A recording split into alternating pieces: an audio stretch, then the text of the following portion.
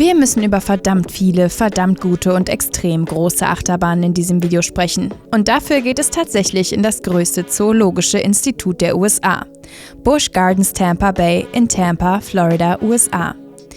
Bereits 1959 hat der Park Busch Gardens Tampa Bay eröffnet und hatte verschiedenste Beinamen, hieß Busch Gardens The Duck Continent, Tampa Bay und Africa.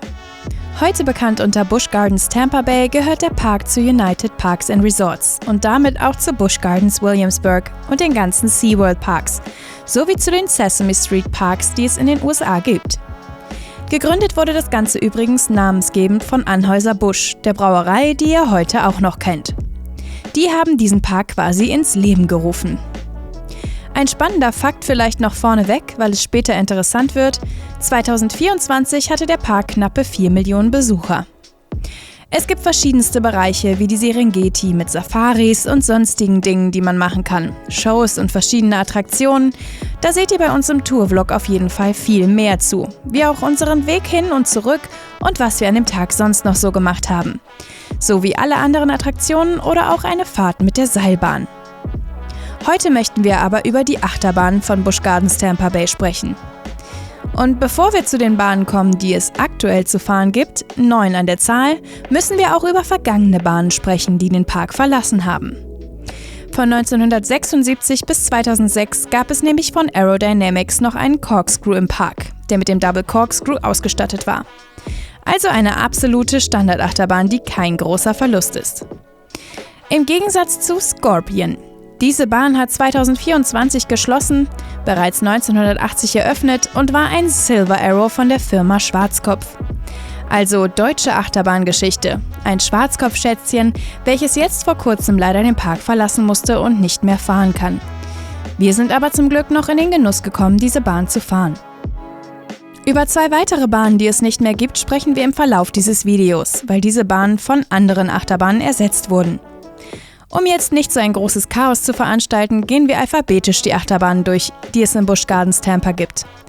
2010 hat Air Grover eröffnet, ein Sierra Force Coaster. Und das im Sesamstraßenbereich, wie der Name ja erahnen lässt, mit Grover als Piloten dieses kleinen, süßen Flugzeuges, dieser erstklassigen Familienachterbahn, die einfach Spaß macht. Sierra Force Coaster sind einfach grandios. Ein Jahr später, 2011, hat man Cheetah Hunt eröffnet. Intamin Amusement Rides LSM Launch Coaster. Die Achterbahn sind wir schon sehr lange nicht mehr gefahren, weil jedes Mal, dass wir nach unserem Erstbesuch in Busch Gardens Tampa waren, die Bahn aus diversen Gründen nicht fuhr. Entweder wurde sie gerade gestrichen, weil die Sonneneinstrahlung in Florida schon sehr extrem sein kann, oder es gab andere technische Probleme. Aber die Fakten sind natürlich auch sehr beeindruckend. Mit einer Höhe von 31 Metern, einer Abfahrtshöhe von über 39 Metern, bietet sie allerhand auf 1350 Metern Streckenlänge mit knappen 97 km/h Spitzengeschwindigkeit. Es gibt einen LSM-Launch aus der Station und nach einer kurzen Fahrt gibt es einen LSM-Boost. Dann gibt es noch den sogenannten Windcatcher Tower. Das ist das zentrale Element, welches man so präsent aus dem Park raussehen kann. Als Inversion gibt es eine Hardline Roll und es gibt sogar einen weiteren dritten LSM, und zwar wieder einen LSM-Boost. 5 Züge sorgen dafür, dass theoretisch 1370 Menschen pro Stunde hier ihren Spaß erleben werden. Bei dem Layout schlägt man wie der Gepard seine Haken und hat eine sehr langgezogene, coole Achterbahn, die in unserer Erinnerung wirklich viel Gelände nutzt und einfach spannend ist, Spaß macht, aber leider schon lange Zeit von uns nicht mehr gefahren wurde. 2016 kam Cobras Curse neu in den Park und ist ein Spinning Coaster von Mug Rides. Aber kein gewöhnlicher Spinning Coaster, sondern einer, der teilweise freidrehend ist und teilweise gesteuert wird. Außerdem gibt es einen Vertikallift, der die Züge aus 2 Wagen bestehend auf den höchsten Punkt von 21,3 Metern bringt, die daraufhin 64 km/h Geschwindigkeit auf den 640 Metern Strecke aufbauen können.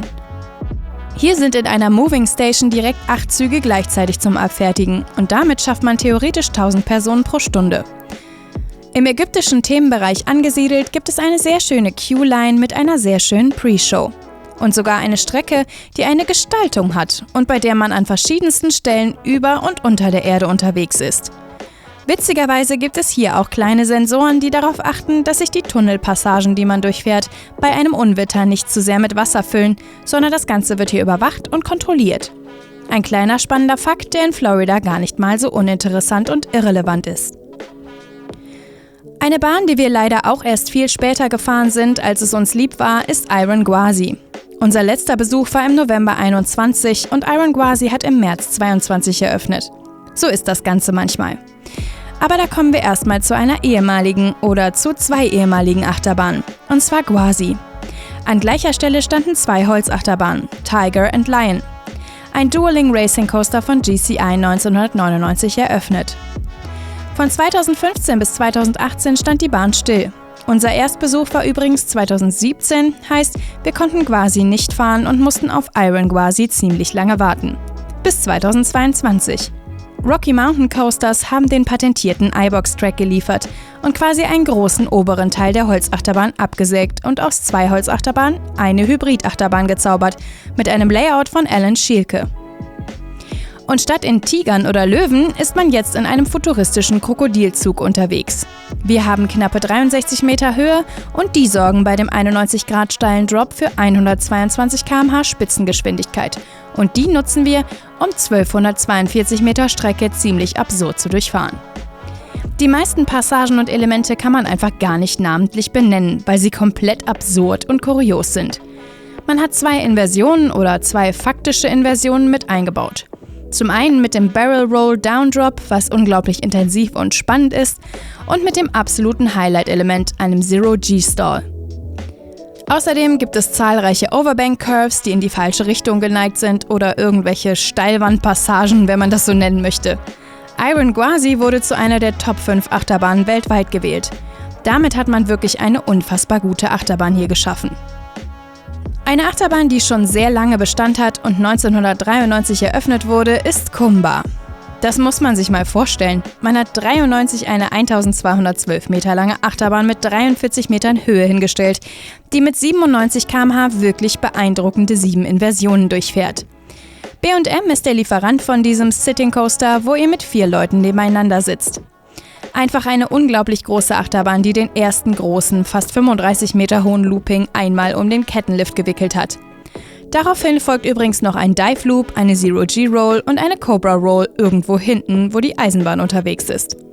Und als Highlight und wirklich bei Kumba am sinnvollsten verbaut, der Interlocking Corkscrew, auf den man wirklich von außen draufschauen kann und dann diese ineinander verknoteten Korkenzieher sehr gut sehen kann, während der Zug direkt auf einen zufährt. Das ist bei Kumba sehr gut gelöst. Ansonsten ist es natürlich einfach eine riesige B&M-Achterbahn, die super viele positive G-Kräfte hat. Aber 1993 muss das wirklich Raketenwissenschaft gewesen sein.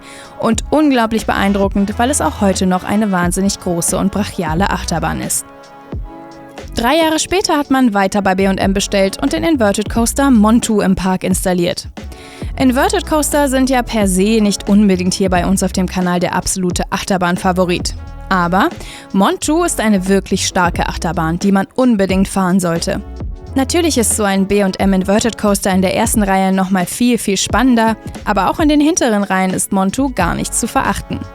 Und wir reden hier von der knapp 46 Meter hohen Bahn, die 97 km/h fährt, 1214 Meter Strecke hat und 7 Inversionen zu bieten hat. Es gibt Looping, Immelmann, Zero-G-Roll, einen Batwing, einen weiteren Looping und einen Corkscrew. Die ein oder andere Trim-Break ist auch auf der Strecke, weil das Ganze sonst zu schnell und zu intensiv ist. Die 3 Züge von Montu schaffen es bis zu 1710 Personen pro Stunde durchzuschaufeln. Auch das ist wirklich stark und eine wahnsinnige Achterbahn, die uns persönlich sehr gut gefällt. Eine Achterbahn, die es auch nicht mehr gibt, ist Sand Serpent. 2004 bis 2023 stand Sand Serpent hier im Park, stand vorher aber in Busch Gardens Williamsburg und die Sandschlange ist, wie sollte man es auch anders erwarten, eine wilde Maus von Muck Rides. Richtig! Einzelfahrzeuge als Schlange gestaltet. Logisch. Und das bei der Kompaktmobilversion der wilden Maus von Muck Rides. Aber diese Bahn gibt es wie gesagt nicht mehr. Jedoch steht an gleicher Stelle nun Phoenix Rising. 2024 hat man hier den Family Inverted Coaster eröffnet, der von B&M geliefert wurde.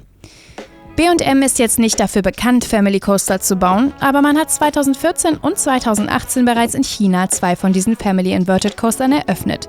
War damals ein wirklich kurioses Bild. Die ersten B&M Family Coaster waren mit 2 Plätzen nebeneinander und nicht 4. Wenn man schon unter der Schiene hängt mit dieser typischen Schiene und dieser Optik, die man kennt, war das schon ein bisschen irritierend. 24 Meter hoch, 558 Meter lang und 70 km/h schnell ist Phoenix Horizon in Busch Gardens Tampa. Hat ein Over-the-Shoulder-Lap-Bar, 4 Screens in der Station, die passenden Media-Content zeigen, wenn der Zug ein- und ausfährt. Aber ansonsten kann die Bahn nicht unbedingt überzeugen. Ist für eine Familienachterbahn ein bisschen zu intensiv, für eine Achterbahn für Leute, die mehr wollen, nicht intensiv genug. Und ist so ein bisschen halbherzig und lieblos in den Park gestellt worden. Nichtsdestotrotz ist es keine schlechte Achterbahn, aber auch nicht die absolute Achterbahnrevolution. So wie vielleicht SheiKra. 2005 hat man hiermit einen gigantisch großen Divecoaster installiert. Witzigerweise gibt es exakt das gleiche Layout bei einem anderen Divecoaster in Happy Valley in Shanghai. Und Happy Valley in Shanghai ist der eine Park, der auch ebenfalls einen B&M Family Inverted Coaster hat. Und zwar den ersten, der 2014 dort eröffnet hat. Das ist auf jeden Fall die Verbindung von Busch Gardens und Happy Valley Shanghai. Aber zurück zu SheiKra. B&M hat hier den Divecoaster geliefert und ihr kennt Krake im Heidepark, aber diese Bahn hier ist 61 Meter hoch, 972 Meter lang und erreicht 113 km/h Spitzengeschwindigkeit. Als Inversion gibt es hier einen Immelmann und sogar nochmal einen zweiten, kleineren Dive, der einfach trotzdem höher ist als Krakes Main Drop. Dazu gibt es noch einen coolen Splash-Effekt. Der Zug zieht eine riesige Wasserwelle hinter sich her. Es gibt eine Doppelladestation, in der die Züge abgefertigt werden können und man hat 2005 13,5 Millionen $ in die Hand nehmen müssen, um sich SheiKra dort hinstellen zu können. Die Schiene ist viel größer und breiter, als man sich das je hat vorstellen können. Und es ist wirklich eine unglaublich beeindruckende Achterbahn, in der jeweils 8 Leute nebeneinander sitzen in 3 Reihen. Macht Spaß, ist eine coole Bahn und vor allem, wenn es ein Divecoaster ist, braucht er halt auch diese gewisse Höhe. Aber man hat nicht nur so tolle, revolutionäre Achterbahnen bei Busch Gardens Tampa Bay. Man hat 2019 Tigris eröffnet und das ist ein Skyrocket 2 von Premier Rides. Eine Standardachterbahn, quasi das Kind von Skyscream aus dem Plopsaland Deutschland. 45,7 Meter hoch, 263 Meter lang und knappe 100 km/h schnell. Ein LSM-Launchcoaster mit mehreren Durchfahrten. Ein Inline-Twist und ein Non-Inverted Loop sind die Elemente, die ihr kennt. In den Zügen hier hat man aber zusätzlich zu den schon sehr komisch begehbaren Zügen mit den Schoßbügeln noch so ein Gummilappenquatsch, den man sich über die Schultern wirft. Der wirklich, das wurde uns auch bestätigt, nur fürs subjektive Sicherheitsgefühl der Gäste da ist, damit da was auf den Schultern liegt. Deswegen ist das Ding auch so schwer. Es hat sonst keinen anderen Effekt. Das sind alle Achterbahnen aus Busch Gardens Tampa Bay in Florida. Und da sind wirklich beeindruckende Brecher dabei. Schöne, tolle Achterbahnen. Das Ganze sieht auch wirklich nett aus. Was ist eigentlich euer Highlight? Und was muss als nächstes kommen? Was fehlt Busch Gardens Tampa Bay noch als Achterbahn, um weiter zu wachsen? Eure Meinung gerne in die Kommentare.